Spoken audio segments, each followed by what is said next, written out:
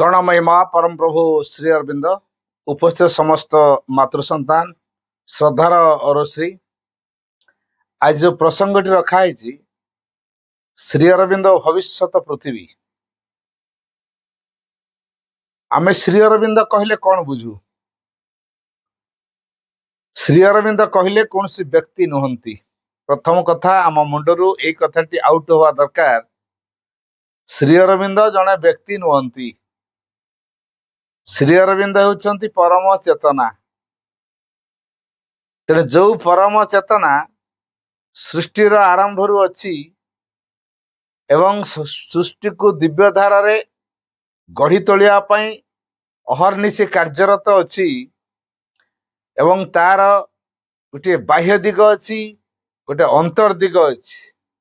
जो माने निज अंतरात्मा सहित संपर्कित हेबे से माने से अंतरात्मार प्रभाव रे धीरे धीरे निजକୁ प्रसारित करने सहित सही शाश्वत चित सत्ता जे कि परम दिव्य सत्ता बोली आम कहूचे से परम चेतनार भूमि को से उत्तरण करि पारिबो।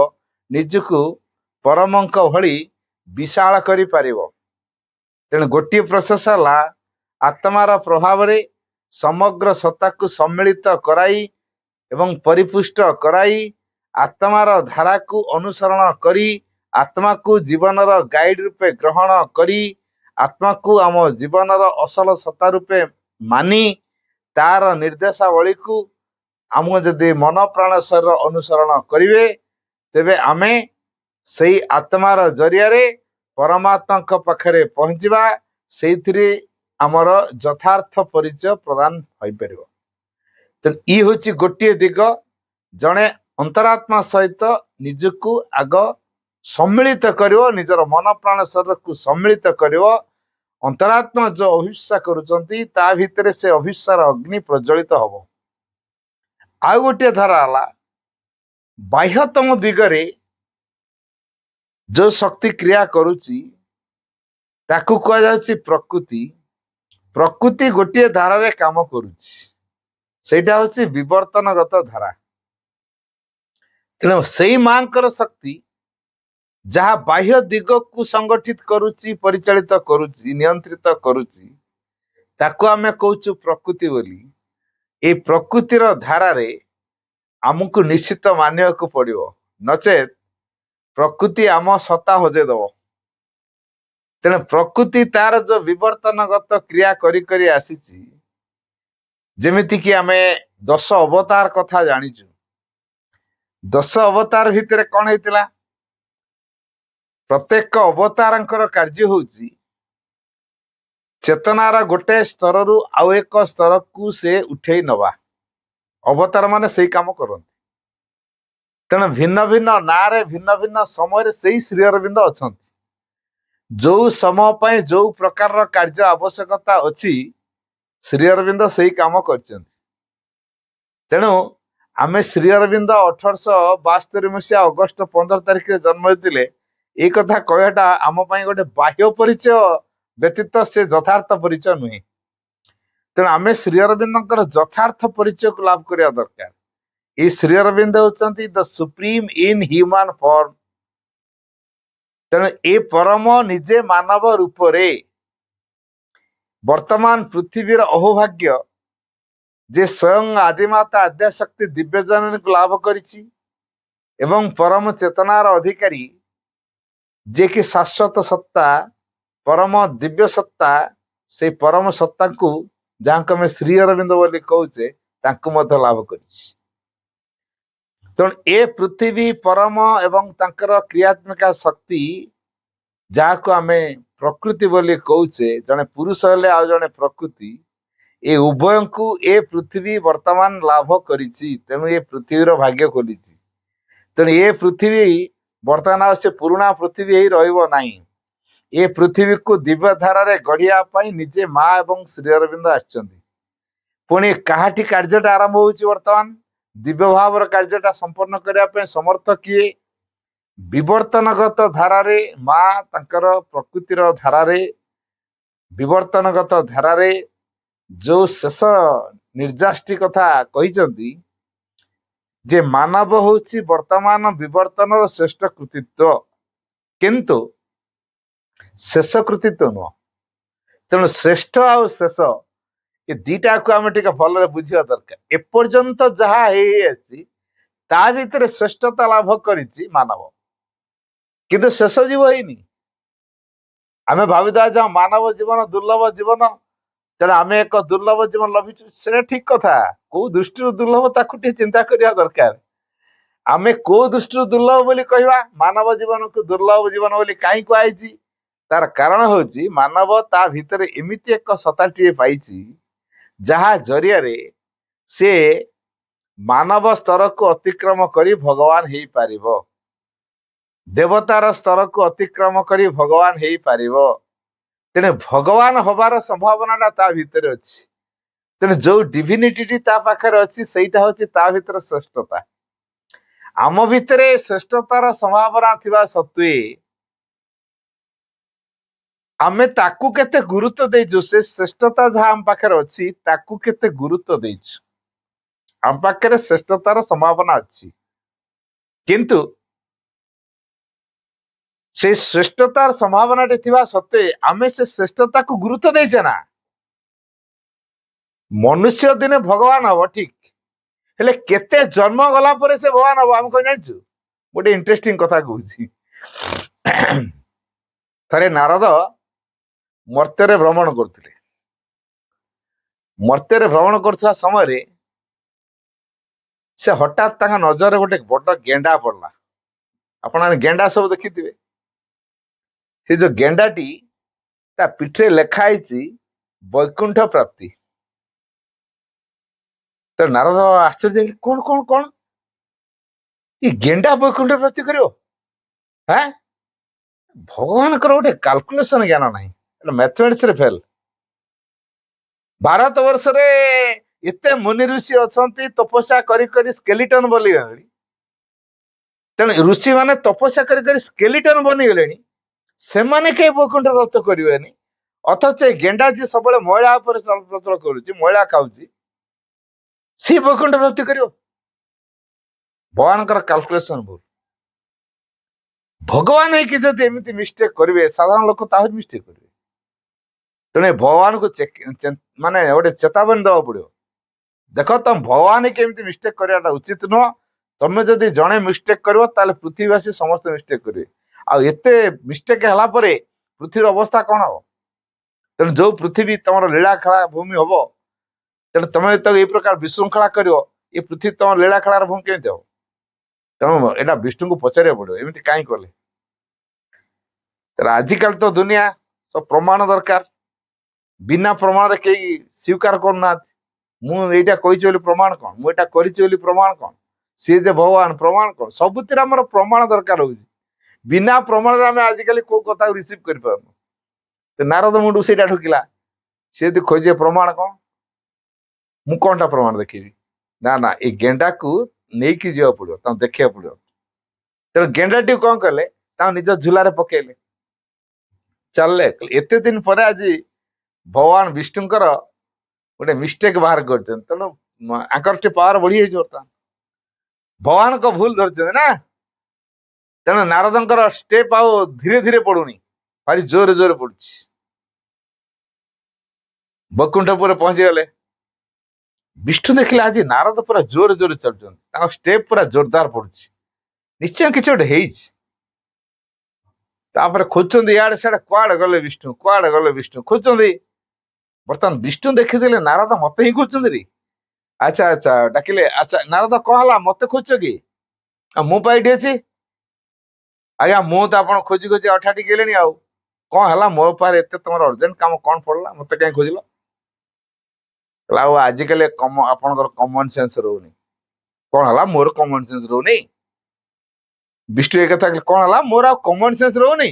ନା, ଅବଶ୍ୟ ତମେ ଯୋଉଟା କହିଛ ଠିକ କଥା କହିଛ, କାରଣ ମୁଁ ଆଜିକାଲି ଆଉ କମନ ସେନ୍ସ ରେ କାମ କରୁନି, ମୁଁ ଆଜିକାଲି ସୁପର ସେନ୍ସ ରେ କାମ କରୁଛି। ଆଉ ତମେ କମନ ସେନ୍ସ ଭିତରେ ଅଟକିଛ। ହଁ, କଣ ହେଲା? କଣ ମିଷ୍ଟେକ୍ ଟା କଣ ହେଇଛି କୁହ? କହିଲା, ଆପଣ ଗୋଟେ ଗେଣ୍ଡା ପିଠିରେ ବୈକୁଣ୍ଠ ପ୍ରାପ୍ତି ଲେଖିଛନ୍ତି। ମୁଁ ଲେଖିଛି? ଆଉ ମୁଁ ଠିକ ଅନୁମାନ କରିଥିଲି। ଆଉ ସବୁ ଜାଗାରେ ପ୍ରମାଣ ଦରକାର। କହିଲେ ଆଜ୍ଞା ମୁଁ ପ୍ରମାଣ ଧରିକି ଆସିଛି, ଆପଣ ଫାଙ୍କିଲେ ହବ କି? ପ୍ରମାଣ ବି ନେଇକି ଆସିଛ? କହିଲେ ଆଜ୍ଞା କଣ ପ୍ରମାଣ ଆଣିଛ? ବାହାର କଲେ ଝୁଲାରୁ ଗେଣ୍ଡାକୁ ଦେଖେଇଲେ। କହିଲେ ଆଜ୍ଞା ଏଟା କଣ ଲେଖା ହେଇଛି? ନା ବୈକୁଣ୍ଠ ପ୍ରତି। ଏଇଟା ଆପଣ ହ୍ୟାଣ୍ଡ ରାଇଟିଂ ନା ଆଉ କିଏ ଲେଖିଦେଇଛି?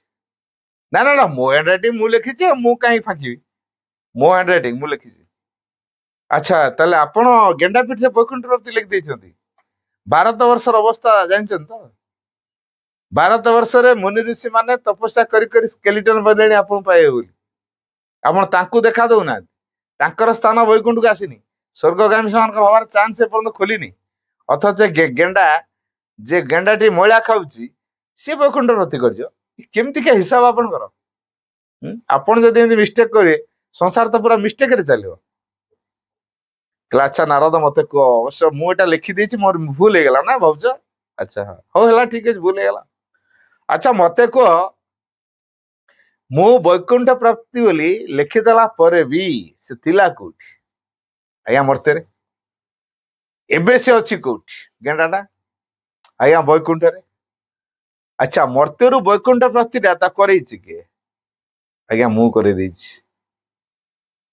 ବାସ୍, ମୁଁ ଲେଖିଥିଲି, ମୋର ଭୁଲ ହେଇଗଲା, ତମେ ତାକୁ ପ୍ରାପ୍ତ କରିଦେଲ, ତମେ କେତେ ସେନ୍ସିବୁଲ କାମ କରିଛ? ମୋର କମନ ସେନ୍ସ ନାହିଁ ବୋଲି କହିଦେଲ ନାଇଁ ନା? ବୈକୁଣ୍ଠ ପ୍ରାପ୍ତି ଲେଖିଦେଇଛନ୍ତି ବୋଲି ଗେଣ୍ଡା ପିଠିରେ, ମୋର କମନ ସେନ୍ସ ନାହିଁ। ହେଲେ ମତେ କୁହ, ତମେ କେଡେ ସେନ୍ସିବୁଲ କାମଟା କରିଛ? ତାକୁ ସିଧାସଳଖ ବୈକୁଣ୍ଠ ପ୍ରାପ୍ତ କରେଇ ଦେଇଛ। ତମେ କେଡେ ସେନ୍ସିବୁଲ କାମ କରିଛ? ଆଜ୍ଞା ମୋର ମିଷ୍ଟେକ ହେଇଗଲା। କହିଲେ ନାଇଁ ତମର ମିଷ୍ଟେକ ହେଇନି। ଆଉ ମୋର ମିଷ୍ଟେକ ହେଇନି? ନାଇଁ ନାଇଁ। ଆଚ୍ଛା ଆଚ୍ଛା, କେମିତି ହେଇନି? ତାର ଯେହେତୁ ବୈକୁଣ୍ଠ ପ୍ରାପ୍ତ ହବାର ଯୋଗ ଅଛି, ସେ ନିଶ୍ଚିତ 100 ଜନ୍ମ ହେଇପାରେ, 1000 ଜନ୍ମ ହେଇପାରେ, 1,00,000 ଜନ୍ମ ହେଇପାରେ, ଦିନେ ନା ଦିନେ ସେ ବୈକୁଣ୍ଠ ପ୍ରାପ୍ତ କରିବାଟା ନିଶ୍ଚିତ।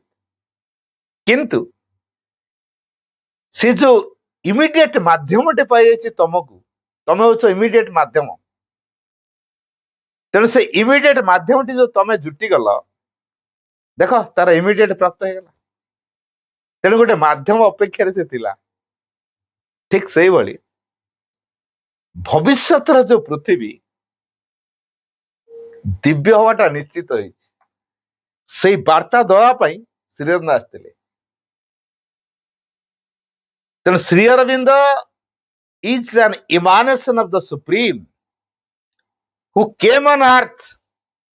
ଶ୍ରୀ ଅରବିନ୍ଦ ହେଉଛନ୍ତି ପରମଙ୍କ ଅବତାର, ଯେ କି ପୃଥିବୀ ପୃଷ୍ଠକୁ ଆସିଥିଲେ to announce, ଘୋଷଣା କରିବା ପାଇଁ the manifestation of a new race, a new world, the supramental. ଗୋଟେ ନୂତନ ଜାତି, ଗୋଟେ ନୂତନ ପୃଥିବୀ ଅଭିବ୍ୟକ୍ତି ହବ। ସେ ନୂତନ ମାନବ ଜାତିଟି ହଉଛି ଅତିମାନବର ଜାତି, ନୂଆ ପୃଥିବୀଟି ହଉଛି ଅତିମାନସର ପୃଥିବୀ। ଏଇଟା ଅଭିବ୍ୟକ୍ତି ହବ, ପ୍ରକାଶ ପାଇବ ଏ ପୃଥିବୀରେ। ଏଇ ବାର୍ତ୍ତା ଦେବା ପାଇଁ ସେ ବାର୍ତ୍ତା ବହିକି ଆସିଲେ, ଘୋଷଣା କରିବା ପାଇଁ ଆସିଲେ, ଉଦ୍ଘୋଷକ ହେଲେ। ପରମଙ୍କର ସେ ଅବତାର ଯେ ଏଇ ବାର୍ତ୍ତା ଦେବା ପାଇଁ ଆସିଛନ୍ତି। ତେଣୁ ଯାହା ପରମ ଚେତନାର ଭୂମିରେ ସ୍ଥିରୀକୃତ ହେଇ ସାରିଥାଏ, ସେଇଟା ଏଠି କାର୍ଯ୍ୟର ରୂପ ନିଏ। ଏଠି ତାର ପ୍ଲାନ ପ୍ରୋଗ୍ରାମ ହୁଏନି। ସମସ୍ତଙ୍କ ଜୀବନର ପ୍ଲାନ ପ୍ରୋଗ୍ରାମ ଉର୍ଦ୍ଧ୍ୱରେ ପରମ ଚେତନାର ଭୂମିରେ ହଉଥାଏ। ଜଗତର ଯୋଉ ଭବିଷ୍ୟତ, ସେ ମଧ୍ୟ ପରମ ଚେତନାର ଭୂମିରେ ନିର୍ଦ୍ଧାରିତ ହେଇସାରିଛି। ତେଣୁ କୋଉ ପ୍ରକାର ପ୍ଲାନରେ ଜଗତ ତିଆରି କରାହେଇଛି, ବର୍ତ୍ତମାନ ସେଇ ପ୍ରକାର ପୃଥିବୀ ଏଠି ହବ। ତେଣୁ ପରମ ଚେତନାର ଭୂମିକୁ ଆମକୁ ଉତ୍ତରଣ କରିବାକୁ ପଡିବ। ସେଇଠାରେ ହିଁ ଆମର ଯେହେତୁ ଭାଗ୍ୟ ସ୍ଥିରୀକୃତ ହଉଛି, ତେଣୁ ଆମେ ସେ ଚେତନାର ଭୂମିକୁ ଉତ୍ତରଣ କରିବା ଦରକାର। ସେଠି ପରିଚିତ ହବା ଦରକାର, ସେଠି ଆମେ ଆଇଡେଣ୍ଟିଫାଏଡ ହବା ଦରକାର। ସେଇଠି ଆମର ପ୍ରକୃତ ପରିଚୟ ଅଛି। ତେଣୁ what Shri Aurobindo represents in the world's history it's not a teaching. Shri Aurobindo ପୃଥିବୀ ଇତିହାସରେ ଯାହା ପ୍ରତିନିଧିତ୍ୱ କରୁଛନ୍ତି, what Shri Aurobindo represents in the world's history, ପୃଥିବୀ ଇତିହାସରେ ଆମେ ଯୋଉ ପଢୁଛୁ +2ରେ ବା +3ରେ ଯୋଉ ଇତିହାସ, ବା ଆମ ହାଇସ୍କୁଲରେ ଯୋଉ ଇତିହାସ, ସେ ଇତିହାସ କଥା କୁହାଯାଉନି। ତାହେଲେ ପୃଥିବୀ ସୃଷ୍ଟିର ରହସ୍ୟ ଯୋଉ ଅଛି, ସେଇ ଇତିହାସ କଥା କୁହାଯାଉଛି। ଆଜି ପର୍ଯ୍ୟନ୍ତ ଯେତେ ଯେତେ ଅବତାର ପୁରୁଷ ଆସିଛନ୍ତି, ଯୋଉ ଯୋଉ କାର୍ଯ୍ୟ ଦ୍ୱାରା ସବୁ ହେଇଛି, ଏ ଇତିହାସ, ଆଧ୍ୟାତ୍ମିକ ଇତିହାସ କଥା କୁହାଯାଉଛି। ତେଣୁ ଏଇ ଯୋଉ ଆଧ୍ୟାତ୍ମିକ ଇତିହାସରେ ପୃଥିବୀର ଯୋଉ ଆଧ୍ୟାତ୍ମିକ ଇତିହାସରେ ଶ୍ରୀ ଅରବିନ୍ଦ ଯାହା ପ୍ରତିନିଧିତ୍ୱ କରୁଛନ୍ତି, what Shri Aurobindo represents in the world history, ସେଇ ୱାର୍ଲଡ ହିଷ୍ଟ୍ରିଟା କୋଉଟା? ପୃଥିବୀର ଆଧ୍ୟାତ୍ମିକ ଇତିହାସ, ଏଇ ଯୋଉ ପଢା ବହିର ଯୋଉ ଇତିହାସ ସେ କଥା କୁହାହେଇନି। ତେଣୁ ପୃଥିବୀ ଇତିହାସରେ ଶ୍ରୀ ଅରବିନ୍ଦ ଯାହା କିଛି ପ୍ରତିନିଧିତ୍ୱ କରୁଛନ୍ତି, what Shri Aurobindo represents in the world history it's not a teaching. ସେଇଟା ଏକ ଶିକ୍ଷା ଉପଦେଶ ନୁହଁ, ନଟ୍ ଇଭିନ୍ ଏ ରେଭିଲେସନ, କିମ୍ବା ସେ ଏକ ପ୍ରକାଶ୍ୟ ମଧ୍ୟ ନୁହଁ। କଣ ହେଇପାରେ? It is a decisive action direct from the supreme. It is a decisive action, ଏହା ଏକ ସ୍ଥିରୀକୃତ କାର୍ଯ୍ୟଧାରା। It is a decisive action direct from the supreme, ସିଧାସଳଖ ପରମ ଚେତନାର ଭୂମିରୁ ଏଠିକି ଆସିଛି। ତାର ପରମ ଚେତନାର ଭୂମିରେ ସ୍ଥିରୀକୃତ ହୋଇଥିବା ଏକ କାର୍ଯ୍ୟଧାରା ହଉଛନ୍ତି ଶ୍ରୀ ଅରବିନ୍ଦ। ଆମେ କହିବା ବ୍ୟକ୍ତି 1872 ଅଗଷ୍ଟ 15 ଜନ୍ମ ହେଇଥିଲେ। ତାଙ୍କ ବାପା ଡକ୍ଟର କୃଷ୍ଣଧନ ଘୋଷ, ମା ସ୍ୱର୍ଣ୍ଣଲତା ଦେବୀ, ବଡ ଭାଇ ବିନୟ ଭୂଷଣ ମନମୋହନ, ସାନ ଭାଇ ବାରିନ, ଭଉଣୀ ସରୋଜିନୀ। ବିଲାତରେ ପାଠ ପଢିଲେ। ଆଗେ ଦାର୍ଜିଲିଂ ଲରେଟ କନଭେଣ୍ଟ ସ୍କୁଲରେ ପାଠ ପଢିଲେ। 2 ବର୍ଷ ପରେ ବିଲାତ ଗଲେ। ବିଲାତରେ 14 ବର୍ଷ ରହିଲେ। ଆସିଲା ପରେ ବରୋଦା କଲେଜରେ ଅଧ୍ୟାପନା କଲେ। ସେଠୁ ଛାଡିକି କଲିକତା ଆସିଲେ। କଲିକତାରେ ଅଧ୍ୟାପନା କଲେ। ତାପରେ ପରେ ସ୍ୱରାଜର ଆନ୍ଦୋଳନ ସେଠି ତୀବ୍ର ଭାବରେ ଚାଲିଲା। ଭାରତର ସ୍ୱାଧୀନତା ପାଇଁ କାର୍ଯ୍ୟ କରୁଥିବା ଭିତରେ ଥରେ ଗୋଟେ ବୋମା କେସରେ ତାକୁ ଆଲିପୁର ଜେଲ ଭିତରକୁ ନିଆଗଲା। ଭଗବାନ କୃଷ୍ଣଙ୍କୁ ସେଠି ସେ ଦେଖିଲେ। ଭଗବାନ କୃଷ୍ଣ ସେଠି ତାଙ୍କୁ ଗୀତା ଦେଲେ, ସେଠି ତାଙ୍କୁ ପ୍ରେରଣା ଦେଲେ। ସ୍ୱାମୀ ବିବେକାନନ୍ଦଙ୍କ ସ୍ପିରିଟ ତାଙ୍କୁ କିଛି ବତେଇଲା। ତାପରେ ସେ ତା ନାଁ ଦେଲେ ଅତି ମାନସ। ସେଥିପାଇଁ ସେ ପ୍ରସ୍ତୁତ ହେଲେ। ତାପରେ ଏଇ ବାସୁଦେବଙ୍କର କାର୍ଯ୍ୟଧାରାକୁ ସେ ଜୀବନ କ୍ଷେତ୍ରରେ ଅନୁସରଣ କଲେ। ତାପରେ ଗୋଟେ ବର୍ଷ ଟ୍ରେନିଂ ନେଲା ପରେ ଆସିଲେ, ରିଲିଜ ହେଲେ। ଉତ୍ତରପଡ଼ାରେ ସନାତନ ଧର୍ମର ବିଷୟରେ ଅଭିଭାଷଣ ଦେଲେ। ତାପରେ ନିର୍ଦ୍ଦେଶ ହେଲା go to ଚନ୍ଦନନଗର। ଚନ୍ଦନନଗର ଗଲେ। ପୁଣି ସେଠୁ ନିର୍ଦ୍ଦେଶ ହେଲା go to ପଣ୍ଡିଚେରୀ। ପଣ୍ଡିଚେରୀକୁ ଆସିଲେ। ପଣ୍ଡିଚେରୀରେ ତପସ୍ୟାର କ୍ଷେତ୍ର ହିସାବରେ ତପଭୂମି ରୂପରେ ପଣ୍ଡିଚେରୀକୁ ବାଛି ନେଲେ ଏବଂ ସେଠାରେ ତପସ୍ୟା କରି ଶ୍ରୀକୃଷ୍ଣଙ୍କର ଚେତନାକୁ ନିଜ ମଧ୍ୟରେ ମାନେ ସମ୍ପୂର୍ଣ୍ଣ ରୂପେ ଗ୍ରାସ କରିଦେଲେ। ତା ପରବର୍ତ୍ତୀ ଷ୍ଟେପରେ ଏକାନ୍ତ ରହି ଅତିମାନସ ଯୋଗ ସାଧନା କଲେ ଏବଂ ମା ସେ ଶକ୍ତିକୁ 1956 ମସିହାରେ କାର୍ଯ୍ୟକାରୀ କରାଇଲେ। ଆଉ ପୃଥିବୀର କଲ୍ୟାଣ ପାଇଁ ନିଜ ଶରୀରକୁ ସେ ସେଥିପାଇଁ ଉତ୍ସର୍ଗ କଲେ। ପୃଥିବୀବାସୀ ପ୍ରସ୍ତୁତ ହେଇନଥିଲେ କିମ୍ବା ଜଗତ ମଧ୍ୟ ପ୍ରସ୍ତୁତ ହେଇନି। କୌଣସି ପୃଥିବୀ ଲୋକର ବାସିନ୍ଦା ମଧ୍ୟ କିଏ ପ୍ରସ୍ତୁତ ବା ମନୁଷ୍ୟ ପ୍ରସ୍ତୁତ ହେଇନାହାନ୍ତି। ତେଣୁ ଶ୍ରୀ ଅରବିନ୍ଦଙ୍କୁ ପ୍ରସ୍ତୁତ ହବାକୁ ପଡିଲା। ତାପରେ ଅତିମାନସ ପାଇଁ ସେ ପ୍ରସ୍ତୁତ ହେଲେ। ଅତିମାନସ ତାଙ୍କର ସୂକ୍ଷ୍ମ ଭୌତିକ ଶରୀରକୁ ଅବତରଣ କଲା। ମା ସେଇଟା ଧ୍ୟାନ ସମୟରେ ଦେଖିଲେ। ତାପରେ ଦେଖିଲେ ଗୋଟେ ସୁବର୍ଣ୍ଣ କବାଟ ତାକୁ ଛେକିକି ରଖିଛି। ଗୋଟେ ହାତୁଡ଼ିରେ ତାକୁ ଶକ୍ତ ପ୍ରହାର ଦେଲେ ଏବଂ ସାଙ୍ଗେ ସାଙ୍ଗେ ସେ ଅତିମାନସ ସ୍ରୋତ ପୃଥିବୀ ପକ୍ଷରେ ପ୍ରବାହିତ ହେଇ ଆସିଲା। ତାପରେ ମା ତାକୁ କାର୍ଯ୍ୟକାରୀ କଲେ ପୃଥିବୀ ପୃଷ୍ଠରେ। ଆଉ ସେଦିନ ମଧ୍ୟ ବାଣୀ ଦେଇଥିଲେ, the manifestation of a supramental upon earth is no more a promise, a living fact, a reality. It is at work here. One day will come when the most blind, the most unconscious, even the most unwilling shall be obliged to recognize it. ଆମେ ଏଇ କଥା ଗୁଡ଼ିକ ଜାଣିଛୁ। ପୁଣି 1967 ମସିହାରେ ମାନବ ସ୍ତରକୁ ଆଣିଲେ। ଆଉ ପୃଥିବୀ ବାତାବରଣର ମାନବ ସ୍ତରକୁ କେମିତି ଆସିବ, ସେଥିପାଇଁ 1969 ଜାନୁଆରୀ 1 ତାରିଖରେ ପୁରା ମାନବ ଚେତନା ଭିତରେ ଅତି ମାନବ ଚେତନାକୁ ସେ ଆଣିକି କାର୍ଯ୍ୟକାରୀ କରିଥିଲେ। ତେଣୁ ମା ଶ୍ରୀ ଅରବିନ୍ଦଙ୍କର କାର୍ଯ୍ୟଧାରାକୁ ତ୍ୱରାନ୍ୱିତ କରିବା ପାଇଁ ପୃଥ୍ୱୀ ପୃଷ୍ଠକୁ ଆସିଛନ୍ତି ଏବଂ ପଣ୍ଡିଚେରୀରେ ମଧ୍ୟ ରହିଛନ୍ତି। ଏପରିକି ଶ୍ରୀ ଅରବିନ୍ଦ ଶରୀର ତ୍ୟାଗ କଲା ପରେ ମଧ୍ୟ ସେ ପଣ୍ଡିଚେରୀ ରହିଥିଲେ। ଏଇଥିପାଇଁ ଶ୍ରୀ ଅରବିନ୍ଦ କାର୍ଯ୍ୟକୁ ତ୍ୱରାନ୍ୱିତ କରିବା ପାଇଁ, ଯୋଉଟା କି ସତ୍ୟର ସେବାର ମାଧ୍ୟମରେ ମାନବ ଜାତିକୁ ଦୀପ୍ତିମନ୍ତ କରିବା, ଆଲୋକଦୀପ୍ତ ବା ଜ୍ଞାନଦୀପ୍ତ କରେଇ ଏବଂ ସତ୍ୟର ସେବା କରେଇ ଦିବ୍ୟ ପ୍ରେମକୁ ତ୍ୱରାନ୍ୱିତ କରି 3ଟି ପର୍ଯ୍ୟାୟରେ ମା ସେ କାର୍ଯ୍ୟକୁ ଶ୍ରୀ ଅରବିନ୍ଦ କାର୍ଯ୍ୟକୁ ତ୍ୱରାନ୍ୱିତ କରୁଛନ୍ତି। ଆମେ ଏତିକିଟା ଜାଣିଛୁ। ଇଏ ତାଙ୍କର ସଂକ୍ଷେପ ବାୟୋଗ୍ରାଫି ଭିତରେ ଏତିକିଟା ଅଛି। ମୁଁ ସର୍ଟରେ କହିଦେଇଛି। କିନ୍ତୁ ଆଉ ଗୋଟେ ରହସ୍ୟ କଥା ଆମେ ବୁଝିବା ଦରକାର। ଆମେ ବର୍ତ୍ତମାନ ଯୋଉ ପୃଥିବୀରେ ବାସ କରୁଛୁ, କଣ ଆମେ ମହାକାଶର କଥା ଯେହେତୁ ପଢିଛୁ ପାଠରେ, କଣ ଜାଣିଛୁ ନା ପୃଥିବୀ ସୂର୍ଯ୍ୟ ଚାରିପଟେ ଘୁରୁଛି। ଖାଲି ପୃଥିବୀ ତ ଘୁରୁ ନାହିଁ, ଆହୁରି ଏମିତି 8ଟା ଗ୍ରହ ଅଛନ୍ତି, ସିଏ ବି ଘୁରୁଛନ୍ତି। ତେଣୁ ଏମିତି ବାଡାବାଡି ହେଇକି ଛିନଛତ୍ର ହେଇକି ନକ୍ଷତ୍ର ମାନେ ସବୁ ତ ମହାକାଶରେ ଅଛନ୍ତି। ବାଡାବାଡି ହେଇଯିବା ଫଳରେ ସୂର୍ଯ୍ୟ ଚାରିପଟେ କିଛି ନକ୍ଷତ୍ର ଭାଙ୍ଗି ଖଣ୍ଡ ଖଣ୍ଡ ହେଇଗଲେ, ଗ୍ରହରେ ପରିଣତ ହେଇଗଲେ। ତାପରେ ସେମାନେ ବୁଧ, ଶୁକ୍ର, ପୃଥିବୀ, ମଙ୍ଗଳ, ବୃହସ୍ପତି, ଶନି, ୟୁରେନସ୍, ନେପଚୁନ, ପ୍ଲୁଟୋ, ଏମିତି ସବୁ ଆମେ ନା ଜାଣିଛୁ। ଏଇଟା ପୃଥିବୀର ଇତିହାସ ନୁହେଁ। This world was not built with the random bricks of a chance. ये जो पृथ्वीटा मु टेकाटे फोपाड़ देली खंड खंड ହେଇଗଲା ଯେତେ ଖଣ୍ଡ ହେଇଗଲା ସେତେଟା ପୃଥିବୀ ହେଇଗଲା ଏଇଟା କି ଟେକା ଫୋପାଡ଼ିଲା randomly ଫୋପାଡ଼ିବି କୋଉଠି ପଡିବ ତା ଠିକଣା ନାହିଁ ତେଣୁ ସେମିତି ଭଗବାନ କଣ ଫୋପାଡ଼ି ଦେଲେ ଟେକା ତାପରେ ଜୁଆଡ ଜୁଆଡ ପଡି ଖଣ୍ଡ ଖଣ୍ଡ ହେଇଗଲା ସେ ଗୋଟେ ଗୋଟେ ପୃଥିବୀ ହେଇଗଲା ଏଇଭଳିଆ ନା ଡିଭାଇନଲି ମେଡ୍ ଏ ପୃଥିବୀଟା ଆମର ଡିଭାଇନଲି ମେଡ୍ ଦିବ୍ୟ ଭାବରେ ତିଆରି ହେଇଛି ପ୍ଲାନରେ ପୁରା ତିଆରି ହେଇଛି ମା ଲେଖିଛନ୍ତି ଗୋଟେ କଥା the supreme lord contains everything within him ପରମ ପ୍ରଭୁ ନିଜ ମଧ୍ୟରେ ସବୁ କିଛିକୁ ଧାରଣ କରି ରହିଛନ୍ତି ଦ ୱାର୍ଲଡ ପୃଥିବୀକୁ ଧାରଣ କରିଛନ୍ତି ଦ ନଲେଜ ଅଫ ଦ ୱାର୍ଲଡ ପୃଥିବୀର ଜ୍ଞାନକୁ ଧାରଣ କରି ରହିଛନ୍ତି and the power to make it ପୃଥିବୀକୁ ସୃଷ୍ଟି କରିବା ପାଇଁ ଯୋଉ ଶକ୍ତି ଦରକାର ତାକୁ ମଧ୍ୟ ଧାରଣ କରି ରହିଛନ୍ତି when he decided that there should be a world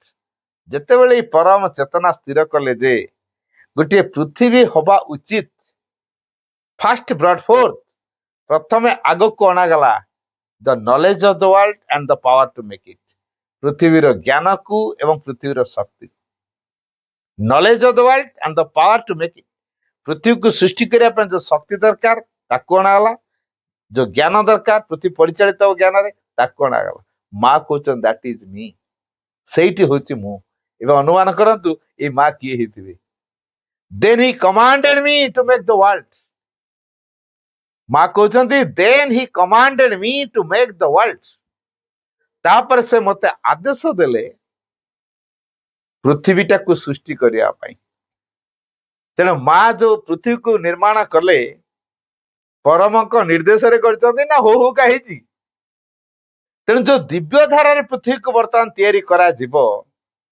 ଯେ ଦିବ୍ୟ ପ୍ରଭାବକୁ ଗ୍ରହଣ କରିବା ପାଇଁ ସମର୍ଥ ହବନି ସିଏ କଣ ହବ ସିଏ ଭାଙ୍ଗିକି ନଷ୍ଟ ହବ ତାକୁ ପୁଣି ଆଉଥରେ ଦିବ୍ୟ ପ୍ରଭାବକୁ ଗ୍ରହଣ କରିବା ପାଇଁ ସମର୍ଥ କରାଯିବ ତେଣୁ ଯାହା ସବୁ ଭଙ୍ଗା ଯାଉଛି ସେଇଟା ହଉଛି ପୁଣି ଆଉଥରେ ତାକୁ ପ୍ରସ୍ତୁତ କରାହଉଛି ସେ ଦିବ୍ୟ ପ୍ରଭାବକୁ ରିସିଭ କରିବା ପାଇଁ ଯୋଗ୍ୟ କେମିତି ହବ ତେଣୁ ଏ କାମଟା କରୁଛି କିଏ ପ୍ରକୃତି ଏ କାମ କରୁଛି ଭଗବାନଙ୍କର ସଂକଳ୍ପକୁ କାର୍ଯ୍ୟକାରୀ କରାଏ ଯୋଉ ଶକ୍ତି ତାକୁ କୁହାଯାଉଛି ବାହ୍ୟତମ ଦିଗରେ ତାକୁ କୁହାଯାଉଛି ପ୍ରକୃତି ବର୍ତ୍ତମାନ ପ୍ରକୃତି ସେ କାମ କରୁଛି ପ୍ରକୃତି କଣ କରୁଛି ମାନବ ସ୍ତରରେ ମୁଁ ଏଇ ମାନବ ସ୍ତରର କଥା କେତେଟା କହୁଛି ବ୍ୟକ୍ତି ପ୍ରଥମେ ଚିନ୍ତା କରୁଥିଲା ଯେ ଯେତେବେଳେ ପ୍ରଥମେ ମଣିଷ ତିଆରି ହେଲା ଆଦିମ ମଣିଷ ତିଆରି ହେଲା ବଣ ଜଙ୍ଗଲରେ ପଶୁ ପକ୍ଷୀ ଶିକାର କଲା ଫଳମୂଳ ସଂଗ୍ରହ କଲା ଖାଇଲା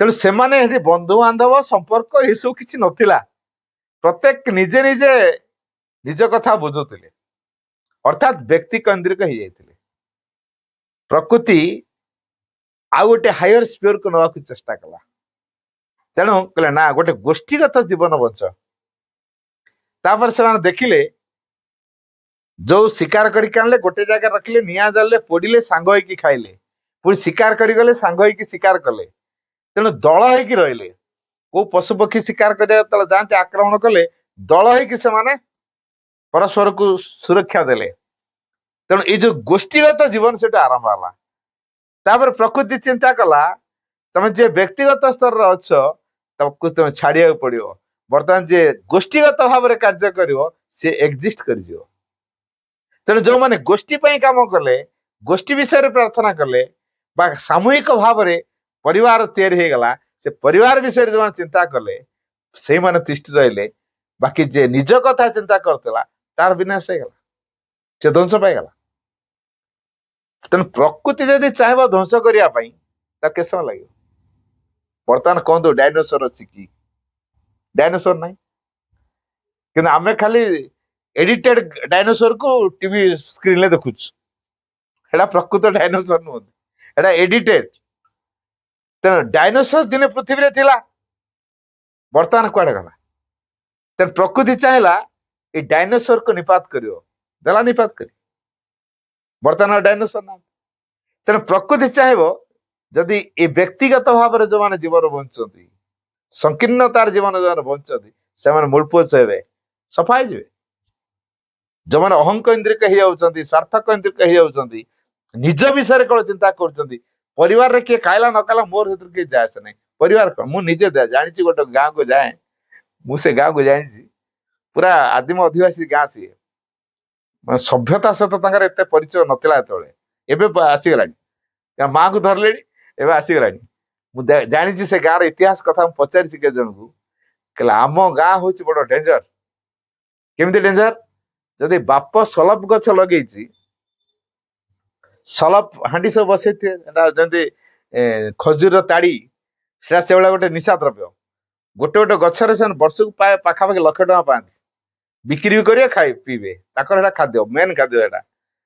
ଯଦି ବାପ ଲଗେଇଛି ସଲପ ଗଛ ଆଉ ହାଣ୍ଡି ବସେଇଛି, ଯଦି ବାଇ ମିଷ୍ଟେକ ପୁଅ ପଳେଇଗଲା ସଲପ ହାଣ୍ଡିକି ଉଠେଇକି ଆଣିଲା, ବାପ କଣ କରିବ? ତୀର ମାରିକି ପୁଅକୁ ଖସେଇଦବ। ତାହେଲେ ଏଥିରେ ଅନୁମାନ କରନ୍ତୁ କେଡେ ଡେଞ୍ଜର ସେମାନେ। ସେ ଚିନ୍ତା କରିଥିଲା ଇଏ ମୋ ପୁଅ ବୋଲି, ମୁଁ ତାକୁ କେମିତି ତୀର ମାରିବି, କେ ଚିନ୍ତା କରିଛି? ଚିନ୍ତା କରିନି। କାହିଁକି? ମୁଁ ଲଗେଇଛି ମାନେ ଏଟା ଅଧିକାର ମୋର, ସେଠି ଆଉ କିଏ ନେଇପାରିବେନି।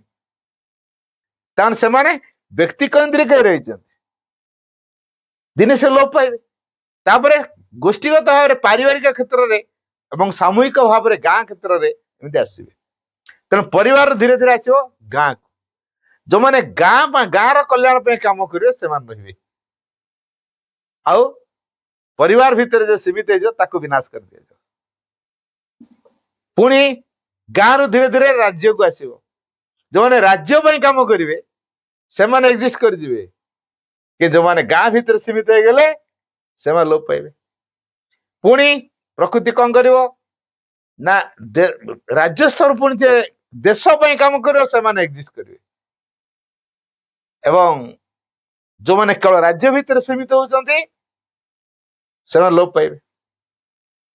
ଯେତେବେଳେ ଓଡିଶାରେ ପ୍ରଥମେ ମାଙ୍କର କାର୍ଯ୍ୟଧାରା ଆରମ୍ଭ ହେଲା, ବାବାଜୀ ମହାରାଜ ସେତେବେଳେ ଦାୟିତ୍ୱ ନେଇନଥାନ୍ତି। ପ୍ରଥମେ ନବଜାତ ବୁଝୁଥିଲେ।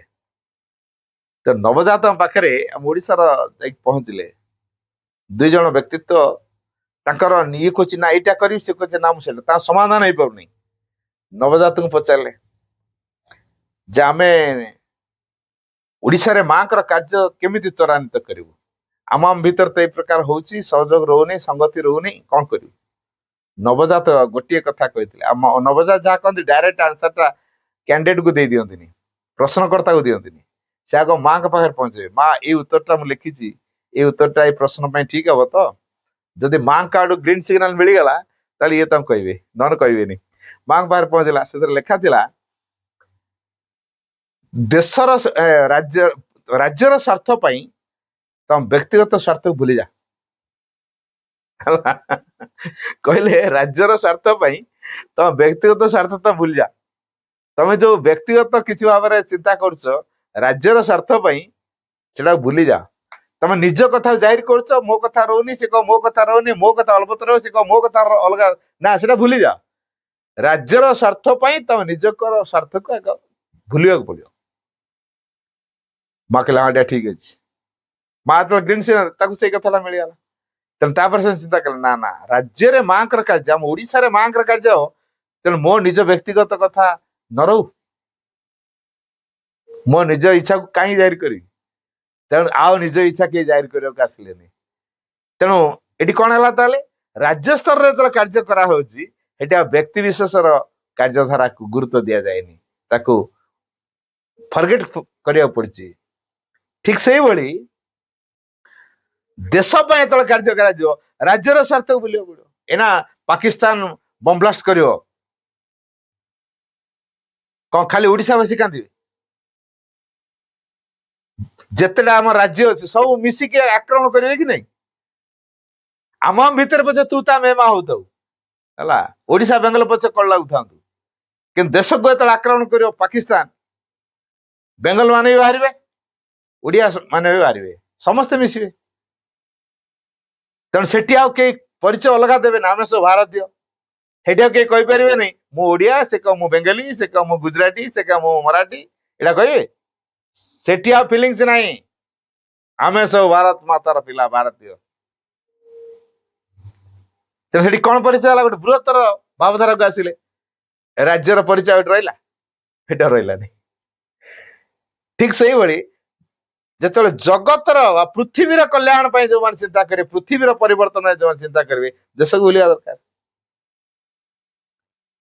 ତାପରେ ସମଗ୍ର ସୃଷ୍ଟି ପାଇଁ ଯେତେବେଳେ କାର୍ଯ୍ୟଧାରା ହବ, ପୃଥିବୀକୁ ବୁଲିବାକୁ ପଡିବ। ଏଇଟା କେତେବେଳେ ହବ? ଯେତେବେଳେ ଜଣେ ଭଗବାନ ପାଇଁ କାମ କରିବ, ଭଗବାନ ପାଇଁ ଜୀବନ ବଞ୍ଚିବ ଏବଂ ଭଗବାନଙ୍କ ପାଇଁ ହିଁ କାର୍ଯ୍ୟ କରିବ। ତେଣୁ ସେଥିପାଇଁ କୁହାଯାଇଛି ଆମ ଯୋଗରେ ଆମେ ଯଦି ଭବିଷ୍ୟତର ଦିବ୍ୟ ସମାଜ ଗଢିବାକୁ ଚାହୁଁଛୁ, ଆମକୁ ଏଇ ଫର୍ମୁଲା ଦେଇକି ଯିବାକୁ ପଡିବ। Think only of the divine, do only for the divine and live only for the divine. କେବଳ ଭଗବାନକୁ ଚିନ୍ତା କରିବା, କେବଳ ଭଗବାନ ନିମିତ୍ତ କର୍ମ କରିବା, କେବଳ ଭଗବାନ ନିମିତ୍ତ ଜୀବନ ଧାରଣ କରିବା। ୟା ବ୍ୟତୀତ ଆଉ କାହା ସକାଶେ ନୁହେଁ। ସେଠି ନା ପରିବାର, ନା ସ୍ତ୍ରୀ ଛୁଆ ପିଲା, ନା ମୋ ଗାଁ, ନା ମୋ ଦେଶ। ସେଠି କେବଳ ଭଗବାନଙ୍କ ପାଇଁ। ଯିଏ ଭଗବାନଙ୍କ ପାଇଁ ବଞ୍ଚିବ, ଭଗବାନ ପାଇଁ କାର୍ଯ୍ୟ କରିବ, ଭଗବାନଙ୍କୁ ଚିନ୍ତାରେ ଆଣିବ, ସେ ସମସ୍ତଙ୍କ ଭିତରେ କାର୍ଯ୍ୟ କରିବ। ଗୋଟେ ମୋଟୋ ଅଛି, ଆପଣ ମାନେ ଶୁଣିଥିବେ ସବୁ, service to mankind is service to God. ମାନବ ସେବା ହଉଛି ମାଧବ ସେବା। କଥାଟା ଯିଏ କହିଛନ୍ତି ତାଙ୍କ ସ୍ତରରେ ସେ କହିଛନ୍ତି, ଆଉ ଟିକେ ହାୟର ସ୍ପିୟରକୁ ଯାଇନାହାନ୍ତି। ଆଉ ଟିକେ ହାୟର ସ୍ପିୟର କଥା ହେଲା, service to God is service to all. ଆଚ୍ଛା, ଏଇଟା କାହିଁକି ନୁହଁ service to mankind is service to God? ମାନବ ସେବା ମାଧବ ସେବା କାହିଁକି ନୁହଁ? କାରଣ ବ୍ୟକ୍ତି ମାନବ ଚେତନା ଭିତରେ ସୀମିତ ହେଇଯିବ, ତାକୁ ଅତିକ୍ରମ କରିବାକୁ ଆମର ଅଛି ନା। ମାନବ ସୀମାକୁ ଆମେ ଅତିକ୍ରମ କରିବୁ, ଆଉ ମାନବ ଚେତନା ଭିତରେ ବାନ୍ଧି ହେଇଯିବ ବୋଲି କୋଉଠି କୁହାଯାଇଛି? ଆମେ ବା ଶ୍ରୀ ଅରବିନ୍ଦ ଗ୍ରହଣ କରିଛୁ। ମାନବ ସ୍ତରକୁ ଅତିକ୍ରମ କରି ଦିବ୍ୟ ମାନବ ହବୁ, ଅତି ମାନସର ପ୍ରତିନିଧିତ୍ୱ କରିବୁ। ଯେମିତି ମାଙ୍କଡ ପରେ ମନୁଷ୍ୟ ଯେମିତି ଗୋଟେ ଗ୍ୟାପ ରହିଗଲା, ସେମିତି ମାନବ ପରେ ଗୋଟେ ଦିବ୍ୟ ମାନବ କେତେ ବଡ ଗ୍ୟାପ ରହିଛି। ତେଣୁ ଆମେ ମାନବକୁ ଅତିକ୍ରମ କରିବୁ। ସେଇଥିପାଇଁ ମା ଗୋଟେ ବାଣୀ ଦେଇଛନ୍ତି, you should be satisfied with what you have but never be satisfied with what you are. ତମ ପାଖରେ ଯାହା ଅଛି ବା ତମକୁ ଯାହା ଦିଆଯାଇଛି, ତମେ ସେଇଥିରେ ଖୁସି ହୁଅ, ତାହେଲେ ତମେ ଅଧିକ ପାଇବା ପାଇଁ ଯୋଗ୍ୟ ହବ। But never be satisfied with what you are. କିନ୍ତୁ ତମେ ଯାହା ହେଇଛ ସେଥିରେ ଆଦୌ ଖୁସି ହୁଅନି। ମୁଁ କଣ ହେଇଛି? ଡକ୍ଟରଟେ ହେଇଛି, ହେଲେ ମଣିଷଟେ ନା। ଆଉ ଗୋଟେ ସାଇଣ୍ଟିଷ୍ଟ ହେଇଛି, ତାପରେ ମୁଁ ଗୋଟେ ମଣିଷଟେ ନା। ଆଉ ମୁଁ ରାଷ୍ଟ୍ରପତି ହେଇଛି, ତାପରେ ମୁଁ ମଣିଷ। ମୁଁ ପ୍ରାଇମ ମିନିଷ୍ଟର ହେଇଛି, ତାପରେ ମୁଁ ମଣିଷ। ତେଣୁ ମୁଁ ଏକ ମଣିଷଟେ ତ ହେଇଛି ନା।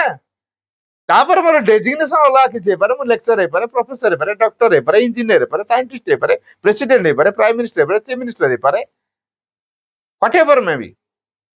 କଣ ଗୋଟେ, କିନ୍ତୁ ମଣିଷଟା ନା ଆଉ କିଛି? ମଣିଷ ମାନବକୁ ଅତିକ୍ରମ କରିପାରିଛି କି? ୟା ପର ଷ୍ଟେପ ହଉଛି ମାନବକୁ ଅତିକ୍ରମ କରିବା। ଏଇ ଯୋଉ ମାନବକୁ ଅତିକ୍ରମ କରିବା ପାଇଁ ଯେହେତୁ ଆମେ ଉଦ୍ଦିଷ୍ଟ ହେଇଛୁ, ମାନବ ଭିତରେ ସନ୍ତୁଷ୍ଟ ହେଇଯିବୁ। କିନ୍ତୁ service to mankind is service to God କଣ କହିବ? ମାନବ ସେବା ମାଧବ ସେବା। ମୁଁ ମାନବର ସେବା କରୁଛି, ଆଇ ଏମ୍ ସାଟିସ୍ଫାଇଡ୍, ବା ସେ ସେଇଠି ସନ୍ତୁଷ୍ଟି ହେଇକି ରହିଗଲା। ଫଳରେ କଣ ହବ? ମାନବୀୟ ଚେତନା ଭିତରେ ସେ ବାନ୍ଧି ହେଇଗଲା, ଆଉ ତାକୁ ଅତିକ୍ରମ କରିପାରିଲାନି। ଆମର ଲକ୍ଷ୍ୟ କଣ ଅଛି? ଆମ ଜୀବନ ଲକ୍ଷ୍ୟ କଣ ଅଛି? ରୂପାନ୍ତରିତ ମନ ପ୍ରାଣ ଶରୀରରେ ଭଗବତ ପ୍ରାପ୍ତି। ଭଗବାନଙ୍କୁ ପ୍ରାପ୍ତ କରିବାକୁ ହେଲେ, ଭଗବାନ କିଏ ଜାଣିବାକୁ ହେଲେ, ଭଗବାନ ସହିତ ଆଗ ମିଶିବାକୁ ପଡିବ। To understand the divine, one must become the divine.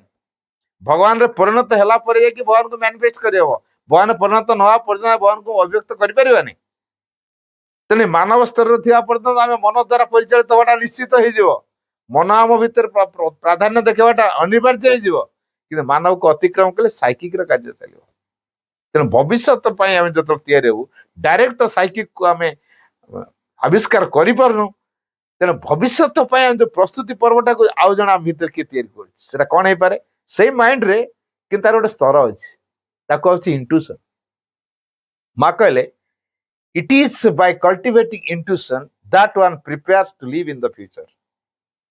Message ଟା ଉତ୍ତର କହୁଛି, it is by cultivating intuition that one prepares to live in the future. ସମ୍ବୋଧି ଉପରେ ଅନୁଶୀଳନ କରିବା ଦ୍ୱାରା ଜଣେ ଭବିଷ୍ୟତ ନିମିତ୍ତ ବଞ୍ଚିବା ପାଇଁ ପ୍ରସ୍ତୁତ ହେଇପାରେ। ତେଣୁ ଅନୁମାନ କରନ୍ତୁ, ସମ୍ବୋଧି ଉପରେ ଆମର କଲଚର ଆସିଲାଣି କି? ଯୋଉମାନେ ସମ୍ବୋଧିକୁ ଅନୁସରଣ କରୁଛନ୍ତି, तापर कल्चर चलैछन्ति सेमानको फोरसाइट सब आसीबो आगु कोन हबाकू जाउछि देखा जिवो रोग आसिया पूर्व सिम्पटम सब देखा जिवो दुर्घटना पूर्व सिम्पटम सब देखा जिवो आगुआ सत्यर दृष्टि तांका पाखर थाए एटा संबोधि करे तेणु ए संबोधि आमको भविष्यत निमित्त बंचिया पे प्रस्तुत करे दबो तेणु वर्तमान माइंड रो कैलकुलेशन कले माइंड ऊपर कल्चर कले हबो नै आज कल आम सब ब्रेन को बहुत शार्प करछु आईएस ओएस यूपीएससी एग्जाम जतक सब दौचु आ केबीसी प्रोग्राम के अन्य किछि टैलेंटेड प्रोग्राम सब होउची ताकू जाई कोटी कोटी टका इनकम भी करछु एटा को स्तर रे इन्फॉर्मेटिकल नॉलेज रे हम पूरा माहिर हिचु कारण हमर माइंड शार्प हिच हम स्टोर हाउस पूरा फुल कर दैछु हला mind is the store house of knowledge हम कहूचे ता पूरा फिल अप कर मेमोरी और पूरा फिल अप हो जाइछ किंतु वर्तमान ए मेमोरी रे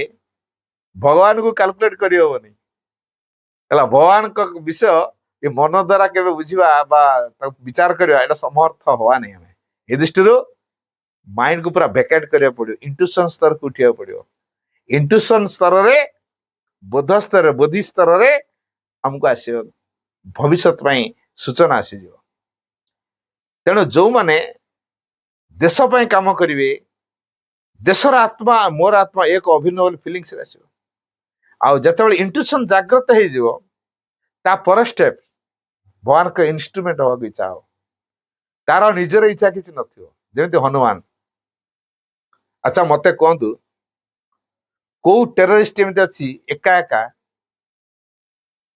गोटे राज्य पूरा ध्वंस कर देछि से होचंद हनुमान ता लांगुड़ रे लंका टा ध्वंस कर जानि सुन ता लांगुड़ निया लगे देले ओ ठीक अछि ऑफेंस करियो बोली हला ताकू ऑफेंस करियो बोली धरिकी ता लांगुड़ रे निया लगे देले ओ मते ऑफेंस करियो चाहिए तो ठीक अछि कोन कला से गोटाए मांकड़ हला हनुमान ताकू मांकड़ बोली कहै जे भगवान का दूत से किंतु रूप धरछि मांकड़ किंतु से एका एका हनुमान कौन करछि देखंतु लंका गड़टाकू लांगुड़ा ध्वंस कर देछि आमे ताको टेररिस्ट कह परिया लंकार टेररिस्ट आमर मुंबई एयरपोर्ट रे किए गोटे ब्लास्ट करदेला 100 लोक मरिगले को प्लेन को हाईजैक कर नहीं गले सेठी पणबंदी कर रखिले ये कर ना सब फायरिंग कर मार दऊ ए टेररिस्ट काम हाईजैकिंग करवा बम ब्लास्टिंग करवा एडा सब टेररिस्ट काम तो ये सब काम जे कर टेररिस्ट कहूछु कहतु हनुमान को आम टेररिस्ट लंकार टेररिस्ट कह परिबा कि हनुमान लंकार टेररिस्ट नुह कहीं नुह कारण से भगवान कर इन्स्ट्रुमेंट भगवान ताकू पड़े पश्चात किए करू प्रभु श्रीराम करू इन्स्ट्रुमेंट किए हनुमान तेणु जो मैंने भविष्य पृथ्वी को दिव्य कर गढ़ा चाहते यही पर्याय आरंभ हम भगवान का इन्स्ट्रुमेंट निजर इच्छा किसी रही भगवान ताकू व्यवहार करेंगे सी भगवान द्वारा व्यवहृत हम सी भगवान को व्यवहार करनी आमे तो सब भगवान को व्यवहार करछु पार्चर करछु 30 वर्ष 40 वर्ष तापर मागुछु कोन मा मु एते वर्ष ला पार्चर कलेनी मो पिलाटा गोटे चाकिटे मिलिबोनी तुम तार की मा हिच कोन सान सुनछ हम कथा